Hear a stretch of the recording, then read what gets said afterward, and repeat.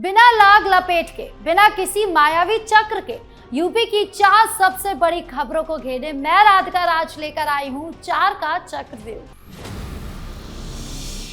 आज 4 के चक्रव्यूह में सबसे पहले बात करेंगे अयोध्या की, जहां राम मंदिर दान घोटाले में नया मोड़ आ गया है। हिंदू धर्म सेना के राष्ट्रीय अध्यक्ष संतोष दुबे ने चंपत राय के खिलाफ एसआईटी को 75 पन्नों के सबूत सौंपे हैं। आखिर क्या है इन पन्नों का राज, आपको बताएंगे। दूसरी खबर में फिर बात करेंगे वक्फ बोर्ड की, जहां मौलाना शहाबुद्दीन रिजवी ने बोर्ड की संपत्तियों में हो रही बड़ी गड़बड़ियों और भ्रष्टाचार का खुलासा किया है। क्या है ये पूरा मामला, कैसे फंस गए अखिलेश यादव, आपको बताएंगे। तीसरी खबर काशी ज्ञान व्याप्ति मामले से जुड़ी है, जहां सुप्रीम कोर्ट की पहल के बाद अब मुस्लिम पक्ष बातचीत की मेज पर आने को तैयार हो गया है। इस बैठक से क्या रास्ता निकलेगा, आपको बताएंगे।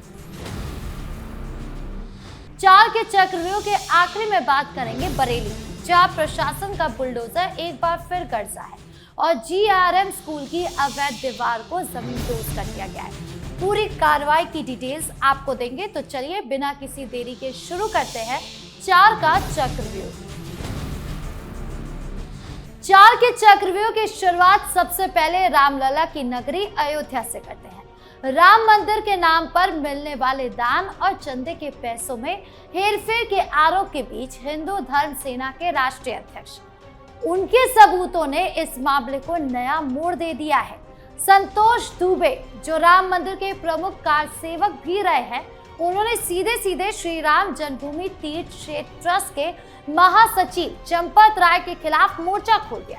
संतोष दुबे ने विशेष जांच दल यानी कि एसआईटी को पूरे 75 पन्नों का एक लंबा चौड़ा बेहद भारी दस्तावेज सौंप दिया है। इन दस्तावेजों में कई ऐसे गंभीर सबूत और कागजात होने का दावा किया गया जो साफ दिखाते कि मंदिर के नाम पर आए दान के पैसे में भारी हेरफेर, धोखाधड़ी और वित्तीय धांधली की गई।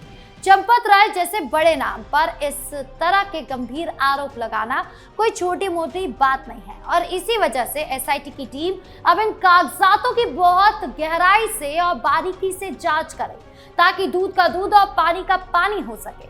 आस्था के इस सबसे बड़े केंद्र में आखिरकार पैसों का क्या खेल चल रहा है, चंपत राय की भूमिका क्या है, किसे फायदा पहुंचाया जा रहा था, इस पूरे चक्रव्यूह के पीछे कौन कौन से बड़े चेहरे शामिल है।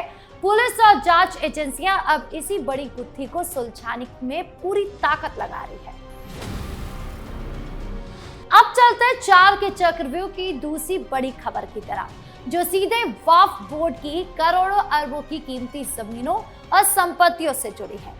इस विभाग में लंबे समय से चल रहे भ्रष्टाचार और गड़बड़ियों को लेकर इस बार एक बहुत बड़ा और चौंकाने वाला खुलासा हुआ।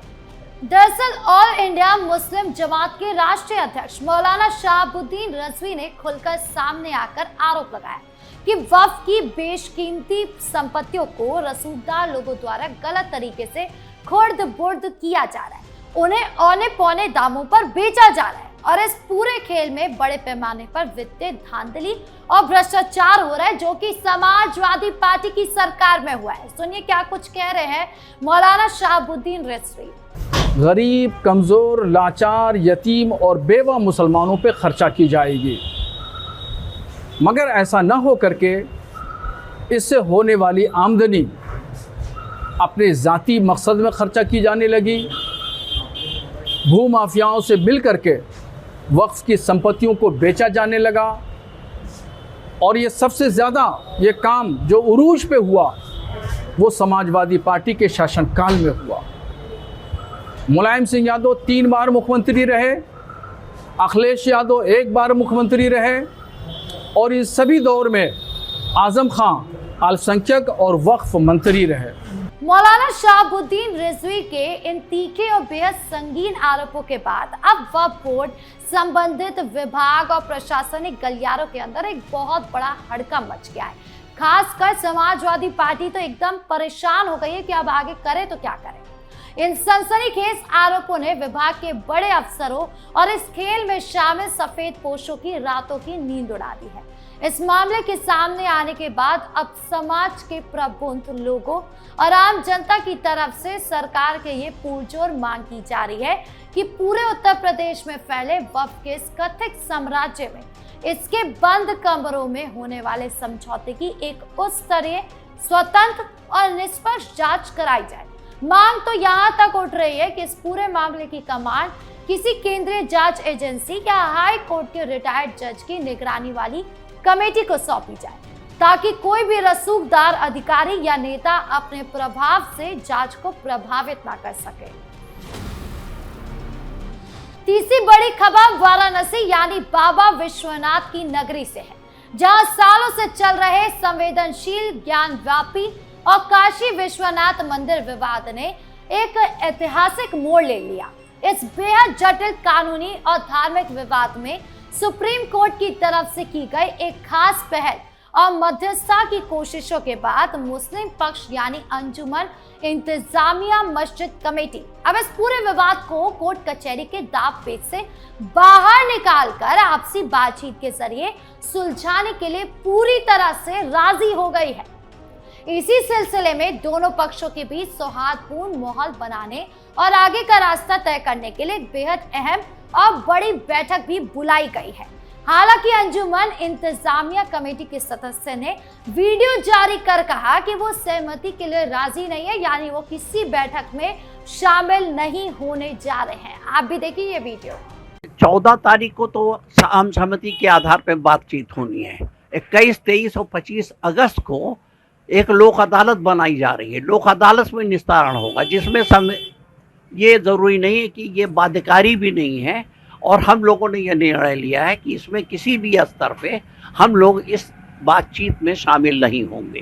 राजनीतिक और सामाजिक जानकारों का मानना है कि जब दो पक्ष सदियों पुराने विवादों को बुलाकर एक साथ बैठकर आपस में बात करने को तैयार होते हैं, तो बड़ी सी बड़ी और पेचीदा उलझन का रास्ता भी बेहद आसानी से निकल जाता है। लेकिन उससे पहले मीटिंग पर कमेटी के बयान से बवाल खड़ा हो गया है। हालांकि पूरे देश की नजरें अब इस ऐतिहासिक बैठक पर टिकी हुई है कि क्या इस आपसी बातचीत से कोई ऐसा नया शांतिपूर्ण समाधान निकलकर सामने आएगा जो अयोध्या के बाद काशी में हिंदुओं को जीत दिला सके। ये अभी देखना बाकी होगा। 4 के चक्रव्यूह के आखिरी में बात बरेली की, जहां सरकारी जमीनों पर अवैध कब्जे करने वाले और नियमों की धज्जियां उड़ाने वालों पर प्रशासन का पीला पंजा यानी कि बुलडोजर एक बार फिर पूरी ताकत और कड़ाई से चला है। बरेली के बेहद नामी, प्रतिष्ठित और बड़े यानी कि GRM स्कूल की बाहरी बाउंड्री वॉल को प्रशासन ने पूरी तरह से अवैध निर्माण बताते हुए कुछ ही घंटों में जमींदोज कर दिया। दरअसल स्कूल प्रबंधन द्वारा ये विशाल दीवार सरकारी और सार्वजनिक जमीन पर अतिक्रमण करके बनाई गई थी, जिसकी वजह से सड़क संकरी हो गई थी और वहां से गुजरने वाले आम लोगों को रोज भारी जाम और परेशानी का सामना करना पड़ रहा था। प्रशासन ने बिना किसी दबाव के इस सख्त कार्रवाई को अंजाम देकर शहर की सभी बड़े भूमाफिया और रसूखदारों को ये साफ और कड़ा संदेश दे दिया कि कानून की नजर सब पर बराबर है, चाहे वो कितना भी बड़ा रसूखदार व्यक्ति क्यों ना हो, कोई बड़ा नेता हो या फिर कोई नामचीन और रसूखदार संस्थान हो। अगर किसी ने भी सरकारी संपत्ति पर अवैध कब्जा करने की कोशिश करी तो प्रशासन का बुलडोजर बिना किसी लाग लपेट के गरजेगा। तो ये चारों खबरें साफ दिखाते हैं कि यूपी में इस वक्त कानून और व्यवस्था को लेकर कितनी मुस्तैदी बढ़ती जा रही है। एक तरफ जहां राम मंदिर और वक्फ बोर्ड जैसी जगहों पर पारदर्शिता लाने की कोशिश हो रही है, वहीं ज्ञानवापी जैसे संवेदनशील मुद्दे को समझदारी और बातचीत से हल करने की नई राह खोजी जा रही है। दूसरी तरफ सरकारी जमीन कब्जाने वालों पर बुलडोजर का एक्शन ये याद दिलाता है कि नियम तोड़ने वालों को बख्शा नहीं जाएगा। तो साफ है, कानून का ये चक्रव्यूह हर गलत काम पर अपना शिकंजा कस रहा है। आपके इस पूरे मामले को लेकर क्या राय है, कमेंट बॉक्स में जरूर बताएं। वीडियो को लाइक करें, शेयर करें और चैनल को सब्सक्राइब करना ना भूलें। धन्यवाद।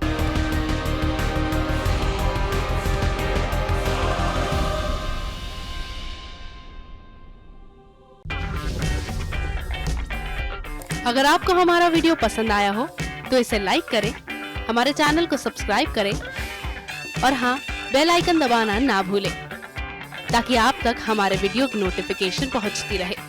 आप अपना सुझाव हमें कमेंट बॉक्स में दे सकते हैं। हमारे साथ जुड़ने के लिए शुक्रिया।